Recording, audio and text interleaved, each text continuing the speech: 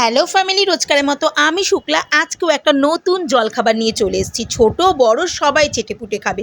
চিন্তায় পড়ে গেছো বাচ্চাকে কী টিফিন দেবে স্কুলে? রোজ রোজ বায়না বাচ্চা এটা খাবে সেটা খাবে, কিন্তু সব সময় তো এত বাইরের ফাস্ট ফুড দেওয়া যাবে না বাচ্চাকে।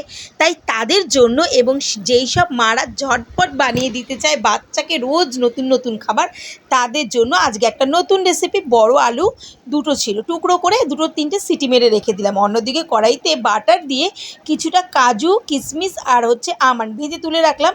টুকরো করা আলুগুলোকে একটু জিরে ফোড়ন দিয়ে দিয়ে দিলাম। একটু নাড়াচাড়া দিয়ে দিয়ে দিলাম স্বাদ মতো নুন, মানে বিট নুন। এখানে কিন্তু আমি সাদা নুন দিইনি। আর গোলমরিচের গুঁড়ো, চেরা কাঁচা লঙ্কা, কুচনো লঙ্কা, ধনেপাতার কুচনো দিয়ে তুমি ভালো করে নাড়াচাড়া দিয়ে বাচ্চাকে সার্ভ করে দাও। আর তার উপরে ছিটিয়ে দাও কাজু কিশমিশ আমন্ড ভাজাটা। বিশ্বাস করো, ছোট বড় সবাই চেটেপুটে খাবে। বাচ্চার তো শরীরে কোনো ক্ষতিই হবে না, এবং বাচ্চার বন্ধুবান্ধব বা যারা থাকবে তারাও খেয়ে কিন্তু বলবে আন্টি কি বানিয়েছে আজকের টিফিনটা। তাহলে আর দেরি কেন, রেসিপিটা একবার ট্রাই করে বাড়িতেই বানিয়ে দাও না বাচ্চাকে, দেখো সে কত সুন্দরভাবে খায়।